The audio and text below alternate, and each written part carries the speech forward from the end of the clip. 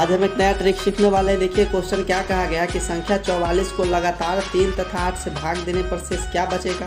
क्या करते हैं इसमें, देखिए 44 लिखते हैं, उसमें क्या करना है 3 और 8 से भाग लगाना है ना, हमको घेर देंगे, ठीक है। और पहले हम क्या करते हैं 3 से भाग लगा देते हैं, कै बार में कट जाएगा वो देख लीजिए। 3 कहीं का 3 हो जाएगा, 1 4 यानी 3 चौका का कितना हो जाएगा 12 हो जाएगा, यानी 14 बार में चला गया। तो शेष कितना बच गया वो जरा देख लेते हैं। 14 42, शेष कितना बच गया 2 बच गया, तो इधर रिमाइंडर लिख दीजिएगा, यहाँ 2 बच जाएगा। अब क्या करना है 8 से देना है, फिर इसमें 8 से भाग लगा दीजिए, 8 1 या 8 लग जाएगा, ठीक है। कितना शेष बच गया, तो शेष बच जाएगा 6। तो लगातार अगर हम संख्या 44 में 3 8 से भाग देते हैं तो लगातार 2 और 6 शेष बचता है। तो इस तरह से आज आप एक नया ट्रिक सीख लिए।